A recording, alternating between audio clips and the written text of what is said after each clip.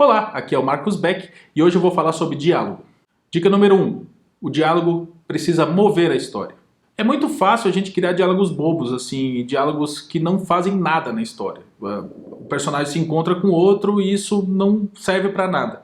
Então o diálogo precisa ter algum objetivo, que seja mover a história para frente, que é o que a gente está falando nessa dica, ou algum outro dos objetivos que a gente também vai abordar nas próximas dicas.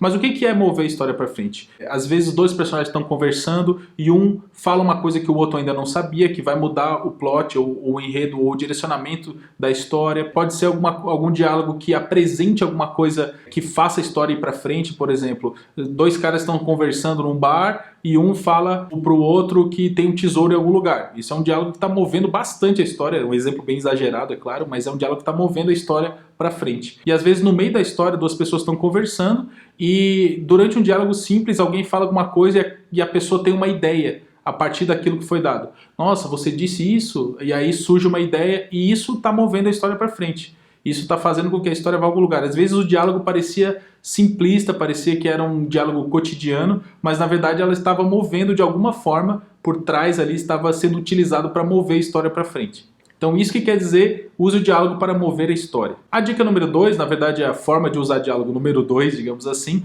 é apresentar um conflito do personagem, ou um conflito interno do personagem, ou até um conflito externo, mas normalmente alguma coisa relacionada com a motivação interna. Em algum momento, acontece muito em filmes, isso a gente vê bastante, o pessoal senta depois de uma batalha, de uma mediação, tem aquele chill out, assim, aquele momento da galera relaxar, dos personagens sentarem para jantar depois de uma batalha, ou depois de alguma coisa muito grande que aconteceu, que é aquele momento de relaxar. Isso é importante em todas as narrativas, tanto no cinema como nos quadrinhos, tem que ter aquele momento de dar uma pausa na correria, digamos assim. E nesse momento costuma acontecer os diálogos que, de alguma forma, refletem ou expõem os conflitos daqueles personagens. Então, eles sentam numa mesa para jantar, por exemplo, e aí alguém comenta alguma coisa e o pessoal está cansado, então fica mais fácil acabar estourando e falando alguma outra coisa. E nesse diálogo você pode inserir um conflito. Você percebe que aquele personagem que falou aquela coisa, por exemplo, alguém levanta, vamos falar sobre pai, por exemplo. E aí você percebe que algum personagem no diálogo começa a ficar mais exaltado porque provavelmente ele tem algum conflito relacionado com o pai dele ali. O pai dele abandonou ele, alguma coisa assim. E isso não é só, eu quero apresentar um conflito daquele personagem sem motivo nenhum. Não, você precisa usar esse conflito de alguma forma na história. Por exemplo, aquele personagem é um cara que gosta de ficar sozinho, que não trabalha muito bem em equipe, e aí você vê que naquele diálogo ele apresentou um conflito interno que ele tem relacionado com abandono, por exemplo. Então ele tem medo de ser abandonado e por isso ele age daquele jeito. Então você está apresentando aquele conflito naquele diálogo. E isso basicamente você está usando o diálogo para apresentar os personagens de alguma forma. É outra forma de usar diálogo. Para que serve diálogo? Na dica número 1 a gente falou para mover a história para frente. Na dica número 2, apresentar os personagens, apresentar o conflito dos personagens ou até os personagens em si. Não é um diálogo aleatório.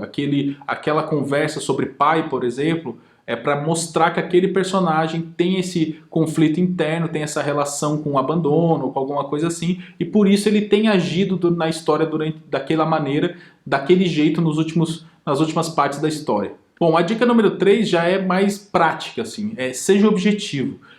Não coloque diálogos gigantescos na sua história. Diálogos gigantescos, às vezes monólogos mesmo, né? Aquele cara que fala um balão gigantesco, que ele tá enorme lá, que o leitor vai demorar séculos para ler aquilo tudo. Não exagera, tenta ser mais objetivo, tenta cortar a gordura, tenta pensar naqueles objetivos do diálogo, nas funções do diálogo que a gente falou, mover a história para frente, apresentar personagem, o conflito, e tenta focar nisso. Óbvio que colocar um pouquinho de bate-papo, assim, small talk, né, que fala, não tem problema. Você pode colocar assim, até porque aquilo vai demonstrar um pouquinho sobre os personagens também. Mas tente não exagerar para que não fique chato, não fique aquele negócio enorme, cheio de fala ali, fala aqui, que não leva a lugar nenhum. O que a gente não quer é que o leitor comece a perder o interesse na história, se aquele diálogo não estiver levando a lugar nenhum. E uma dica extra final leia os diálogos em voz alta. Pode parecer bobagem, mas quando você lê o seu diálogo, quando você lê o que está acontecendo ali no roteiro que você escreveu, você começa a se ouvir, ou você pode ler para outra pessoa também, não precisa ser só para você, mas você só lendo para você já vai ajudar bastante. Você começa a se ouvir e você vai perceber alguns problemas. Não ficou tão natural a forma como esse personagem está falando isso. Não ficou tão sonoro a forma como aquele personagem está falando isso. Então você vai começar a transformar o seu diálogo em uma coisa mais natural, menos forçada, com a leitura em voz alta. Então leia para alguém ou leia para você mesmo, para poder gerar essa naturalidade nos seus diálogos. Então essas eram as dicas que eu queria dar hoje. Lembrando que no meu curso comocriarhq.com a gente aborda sobre diálogos também e as funções do diálogo, que eu falei um pouquinho aqui nesse vídeo. Você pode acessar comocriarhq.com, que em horário comercial sempre vai ter alguém para te atender no chat lá, tirar todas as suas dúvidas. Muito obrigado por assistir até aqui. Se você gostou, deixa um like e se inscreve no canal que ajuda bastante a gente. E até a próxima!